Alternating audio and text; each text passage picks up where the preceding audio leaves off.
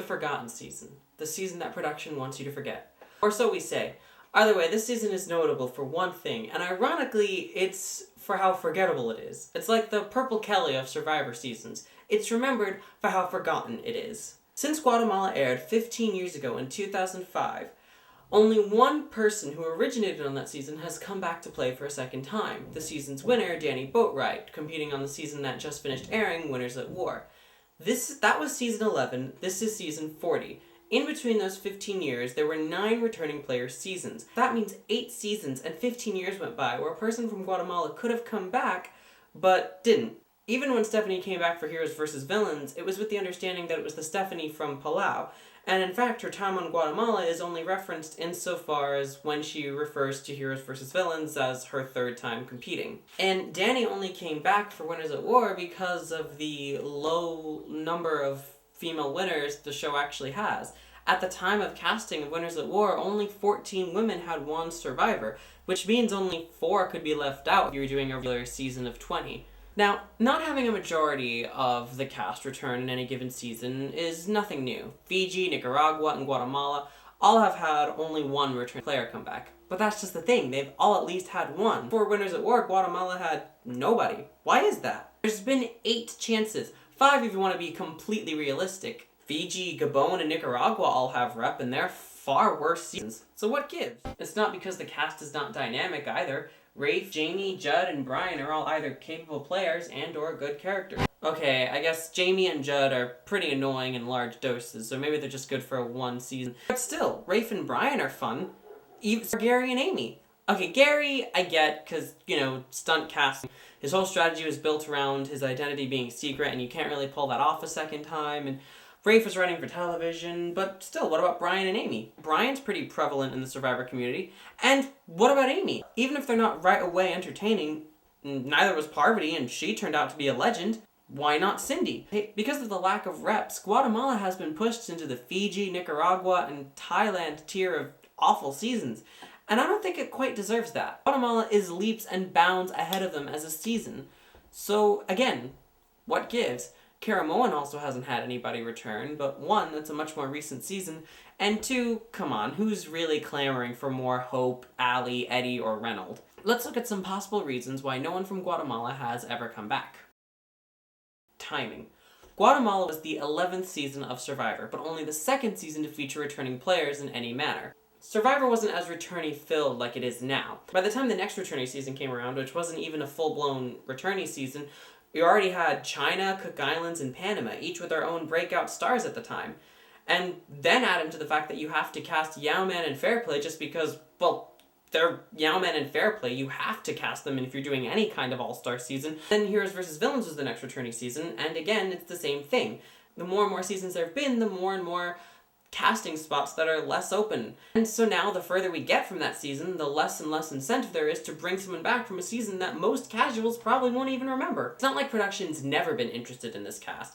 Judd was in contention for Heroes vs. Villains and for Blood vs. Water, and according to Cindy, her and her sister were also contacted for Blood vs. Water. It just never really panned out. Real talk though, I would have loved to see how Judd would have reacted to him being on the Villains tribe and Stephanie being on the Heroes tribe.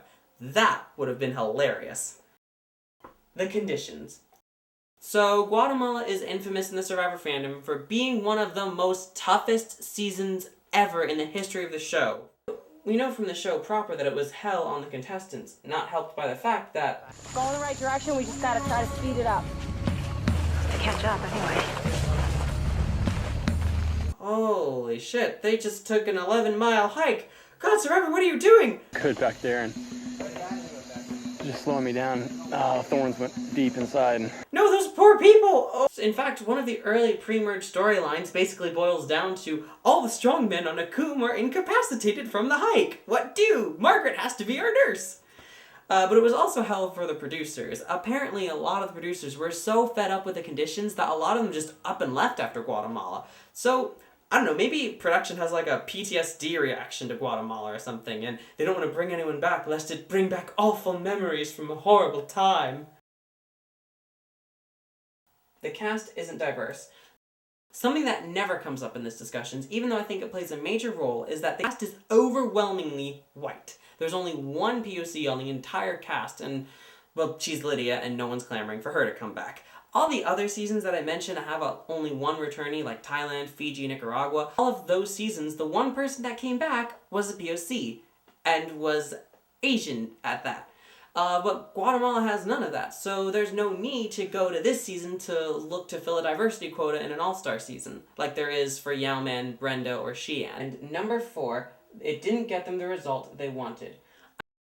I'm going to touch on this a little more in detail later on in the video, because it's far too interesting to keep up here, but basically, this did not get them the result that they wanted for this season. Basically, this was the first captain season, and it was meant to capitalize on the intriguing story threads that were left over from the previous season, Palau, where basically the 2 returning players, Stephanie and Bobby John, were the last 2 members of the ill-fated Oolong tribe, which lost every single immunity challenge in the pre-merge portion of the game. Stephanie was the real grab here, as she was by far Survivor's most beloved contestant at the time, rivaling that of Rupert's popularity, and probably the first female contestant that was this popular without either winning or just being popular because she was on the first 2 seasons of Survivor that everyone watched. She was popular because of her own merits, and she was beloved. Stephanie's so lovable, her story is just so inspirational, I'm sure she'll be just as loved.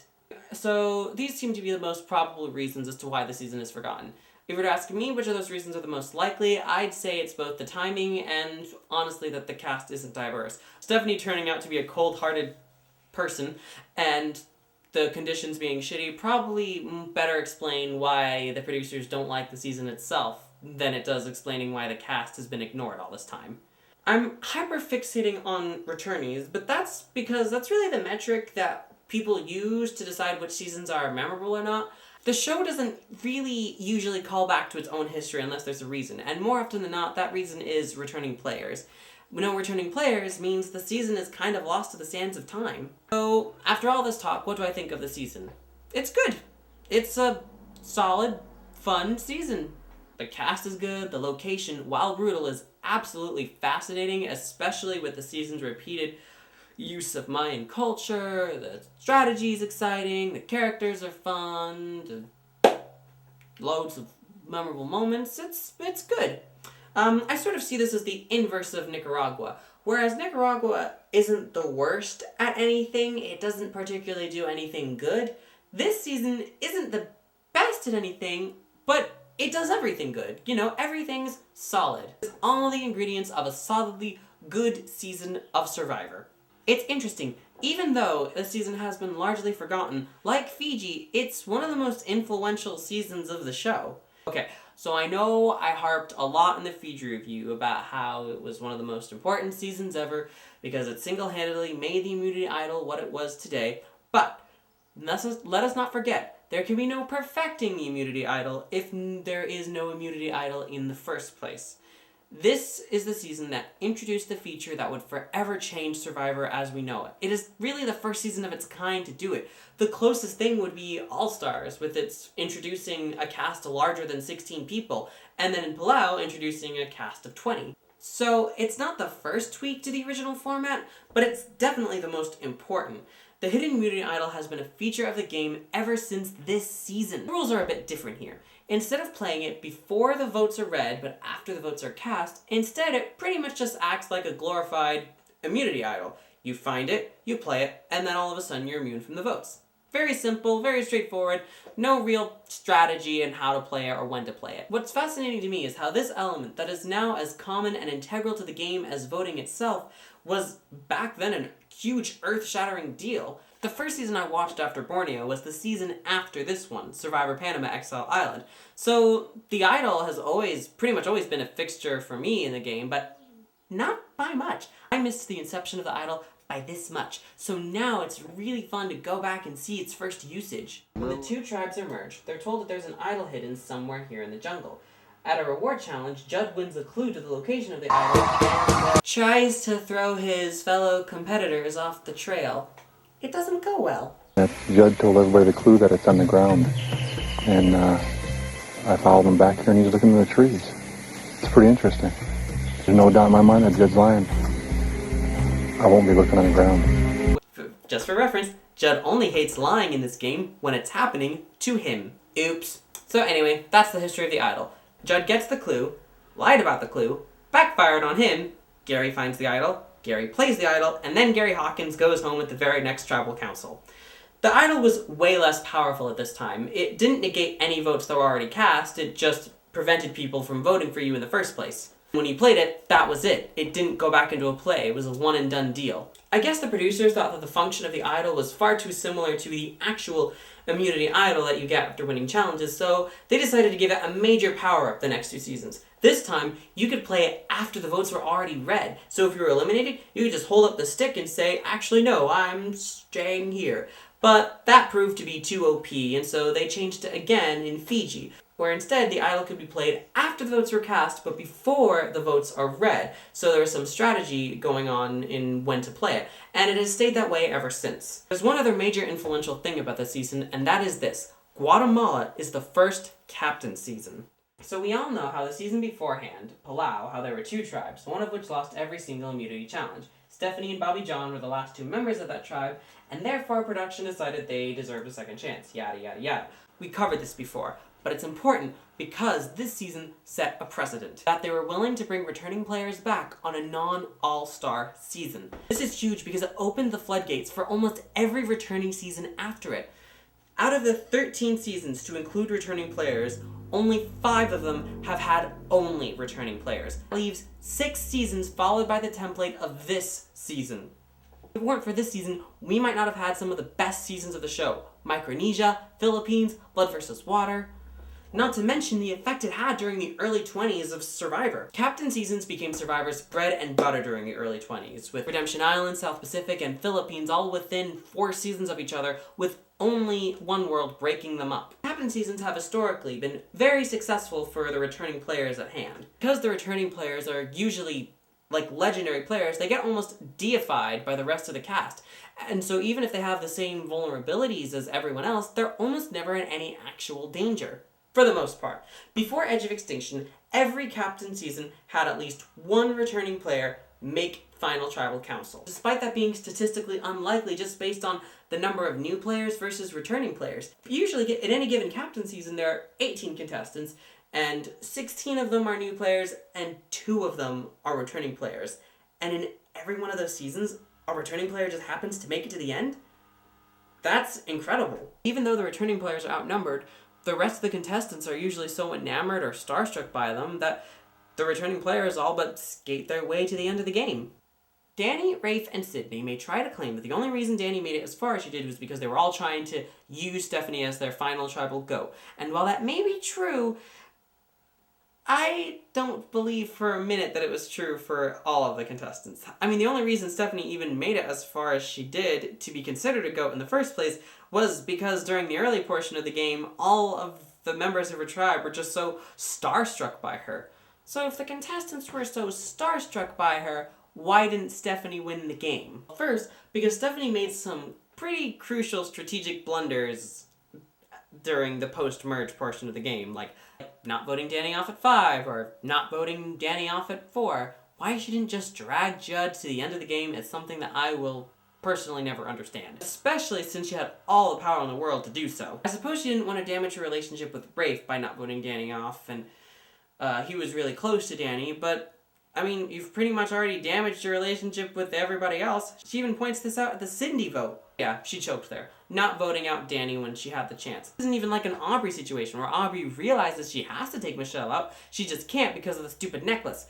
Here, Danny doesn't have immunity at Final 5 or Final 4. There's no reason that she should be surviving these votes. But anyways, the second reason Stephanie didn't win is because she rubbed people the wrong way. As alluded to earlier, this season saw a more nasty, less squeaky clean version of Stephanie, and overnight she went from being one of the most beloved contestants to, well, being not that.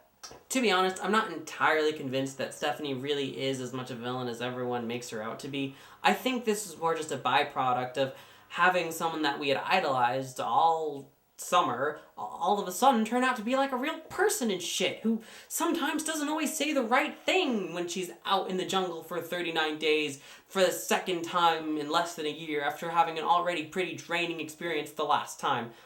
She says things she'll sometimes regret. The nerve. Be that as it may, combine that with backstabbing nearly every person in her alliance, it makes sense that she wouldn't have garnered enough respect from the jury to win. And honestly, I think that's why production hates this season. Almost overnight, Survivor lost one of its big stars. Stephanie's legacy was all but destroyed. Captain seasons from the start are in a way built from the ground up to give fan favorites a chance at an easy victory. It's why I believe no returning player has ever entered a captain season a winner. Then Steph had to go and fuck it all up by being unnecessarily mean to her tribe mates and made it all the way to Final Tribal Council only for her to receive 1 vote to win from the jury. If you were to tell someone earlier that year that Stephanie would make it to the end and be a losing finalist, they straight up wouldn't have believed you. The idea seemed unthinkable. Stephanie was the quintessential Survivor heroine of the time. Yet, it happened not 2 months after Palau finished airing. Regardless, they didn't even attempt at another captain season until 2010, where they filmed Redemption Island as a way to capitalize on Boston Rob and Russell's rivalry in Heroes vs. Villains. That did work out for them, as Boston Rob did what Stephanie never could and went on to win the game. You see how important Guatemala is to Survivor's history now? So much changes if it isn't for this season. I mean, I haven't even started talking about how this is the first post-All-Star season to have returning players and how big of a deal that is and how no one ever seems to talk about it.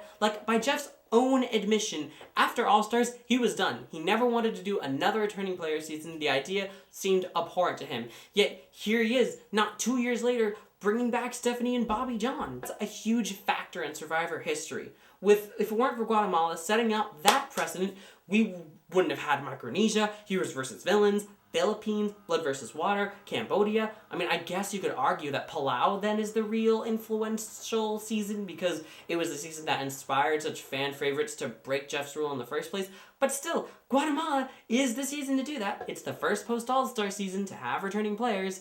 That's a pretty big deal. Okay, so I've talked a lot about the meta-textual elements of this season, just like I did with Fiji. But let it never be said that I didn't learn from my mistakes, and unlike that time, I'm not going to just brush off the winner's incredible game. This time, I'm going to talk about Danny Boatwright. By the time the tribe swap hits, Stephanie's tribe has been losing again. It's not as bad as last time. She wins sometimes, but her tribe goes into the tribe swap with lower numbers. And because this is not a tribe switch in the 2010s, they don't split the tribes randomly, meaning Steph's original tribe are in the minority on both tribes. However, Stephanie, Jamie, and Rafe successfully convinced Judd to flip. Seeing as how he doesn't like his old tribe, it's not that difficult. Stephanie's tribe loses again, and they go to Tribal Council, where the infamous Judd speech takes place. Actually, this isn't the vote that solidifies Judd's loyalty to the Yakshas, it was the vote previous, but I, just like everyone else on the planet, forgot that Brooke even existed. Anyway, Stephanie's tribe now holds the majority alliance. Steph finally starts winning tribal challenges, and Danny's tribe is whittled down to a tribe of 4. Danny's tribe enters the merge with a numbers disadvantage, 6-4. At first, this produces some real bad blood between the two tribes, specifically Jamie and Bobby John, who have already been at each other's throats from the word go. It's a classic overconfident Survivor alliance that's made all the sweeter when you realize that none of them go on to win the game. It doesn't look good for Danny's alliance, though. The first 2 post-merge votes are Brandon and Bobby John. Then Jamie gets on everyone's nerves more than usual after asking everyone all day if he's going home. I'm spotted. Blindsided. Nice! Now that's how you vote somebody out. It's not a blindside if you were pestering everyone about it all day, asshole. Then the alliance gets back on track, and they vote out Gary Hawkins, leaving Danny as the sole remaining member of the new Yaksha alliance. So things are not looking good for Danny. The alliance of 5 seems as strong as ever, with the sole exception of Rafe, who's never seemed entirely comfortable being in the majority alliance. But that's good enough for Danny, so when her and Rafe are left out of a family visit reward, they start bonding and forming a plan on how to break up the alliance. Danny bought an advantage for the next immunity challenge, which, in all honesty, probably won her the game, and she goes on to win the immunity challenge. She then tells Stephanie that Judd expressed interest in eliminating her, which is enough to convince Stephanie to want to send him home. This move sort of reminds me of Sandra convincing Russell that Coach is out to get him. Even if it's true here, it's no less impressive and resourceful of Danny to capitalize on it. Up until this point, Danny had, in her own words, not flied under the radar, she beat the radar. She didn't start driving eliminations until this round, the final 6. That's probably what got her to this point in the first place, as she was considered a lesser target than the other members of her alliance. Bobby John, Brandon, and Gary Hawkins. A side effect of that good old-fashioned survivor sexism that used to benefit women for exactly this reason. Danny throws Judd under the bus and he gets voted out 7-2. If this is the moment where Danny wins, I'd also argue that this is the moment that Stephanie loses. A slightly unpopular opinion, up until this point, Steph was not playing a losing game of Survivor. She was in charge, driving the votes, and wasn't the most hated person yet. Not only is Judd her first betrayal, but he's also the GOAT that she shouldn't have gotten rid of. This is like if Boston Rob got rid of Philip before Grant. Stephanie is fighting an uphill battle. She needs to go to Final 2 with a GOAT, or at least not betray her alliance left and right, and this is the start of both of those things. As of now, a GOAT pretty much only describes Judd. Maybe Cindy, but we can't know that for sure. Regardless, voting out Judd is the moment she lost the game. He's the last person that she can beat for sure, and she'll lose yet another jury vote. This is what makes Danny and Rafe so good. They actively got Stephanie to vote against her own best interests, and instead, voting for theirs. Voting out Judd is good for Danny and Rafe, because he's solidly in that old alliance and will never entertain working with Danny in the first place. Okay, so Danny won immunity last time, so the alliance had to turn on itself. But Stephanie wins the one and only immunity challenge she'll win in her 3-season career, and makes an even worse strategic blunder than last time. There is no reason why you shouldn't go after Danny right now. She's the last remaining member of the Minority Alliance. She has no protection. She's the biggest jury threat. What gives? Why are you continuing to go after your own members of your own alliance? Well, it's too late. Rafe is controlling the elimination order and he wants Danny to stay, so Danny stays. And this is again why Danny is so impressive. She took the time she had alone with Rafe to bond with him, and it paid off with Rafe protecting Danny from going home, even though it's better for his game if she goes home. Then Rafe wins Final 4 immunity. These people are unbelievable. I'm screwed. 15th person voted out of Survivor Guatemala. Lydia. Okay, seriously, what are you doing? Lydia is not going to win the Final 4 immunity challenge. Why are you voting her out? Wait, so you guys are planning to go to Final 2 together? That's probably not an awful idea. I mean, you guys have made the same moves, made the same betrayals. It would probably be a pretty close jury vote, except for the fact that I absolutely would not. Rafe would beat Stephanie in a landslide victory, probably unanimously.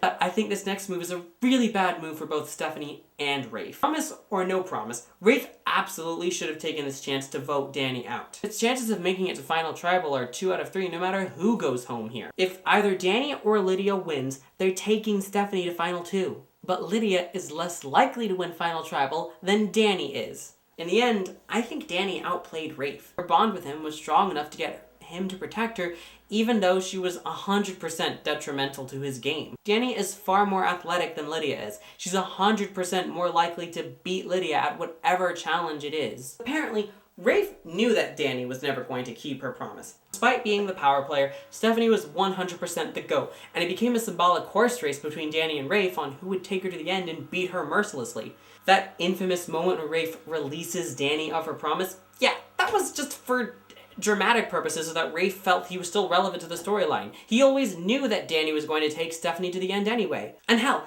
even if Danny takes Rafe to the end, it's no guarantee that Rafe wins. It's popular consensus that Danny beats Rafe anyway. Point blank, if he takes Lydia, Rafe is the winner of Survivor Guatemala, almost guaranteed. And that's what makes Danny's gameplay so impressive to me. Coming into the merge with a huge numbers disadvantage, a 4-person alliance and a tribe of 10, there is no reason why Danny should have survived those votes. She only won 2 immunity challenges, and both of them were very deep into the game, and otherwise survived all of those votes with her own strategic ability. And yeah, at first the alliance did implode on itself. When Jamie got voted out, that was just him annoying the rest of the alliance members. And then the rest of her alliance was targeted before her. At Final 5, Final 4, without the protection of the necklace, it would have been her if the rest of the players were thinking smart. But with a combination of short-sighted play on the part of Stephanie, forming tight bonds with Rafe that got him to protect her at Final 4, and throwing Judd under the bus at the right time, Danny was able to play her cards perfectly right and make it to the end and win the game in a 6-1 landslide vote. I don't think people realize how beneficial it can be to be the last member of your alliance. if you make it to the end, you're a shoo-in for jury votes. All the people from your old alliance are going to vote for you, and all the people of that other alliance, the majority alliance, well, they're going to be super pissed at the person that's sitting next to you, so you're going to get their jury votes out of pure bitterness and spite. Before I close out this video, I want to hit a couple of memorable moments that I didn't get the chance to fit in here, but I feel should be mentioned. Keeping on the Dani hype train. A key immunity win that almost definitely propelled her to Final 2 is the immunity challenge that she herself bought an advantage for at the Survivor auction. This is important because it's the first time someone used the auction for strategic value. This would be more commonplace as more and more people would hoard their money and not buy food so they had enough to bid for the advantage, and by the end of the Survivor auction's lifespan, 3 people all hoarded their money and had to draw rocks to determine who would get the advantage. Just another influential moment of the season that apparently isn't worth remembering. I just love the fact that Gary Hogaboom kept his alias all season long. Karkur strikes again, this time it's meta. I like that Nakoom goes to visit Yaksha for Dani's birthday, and I love that Jamie is so angry at this.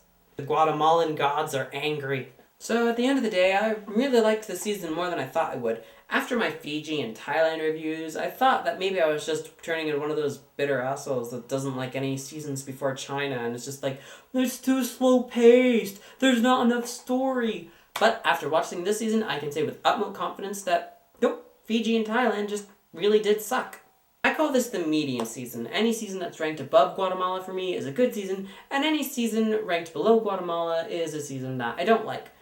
Guatemala is good. It's a good season. And like I said earlier, this season does everything right. It's just a perfectly, competently good, fun season. It was really fun watching pretty much all of Survivor history, the inception of it, fold out right in front of me. It was fun going back to when Stephanie LaGrossa used to be the star, and it was fun watching the hidden immunity idol really come into play for the first time.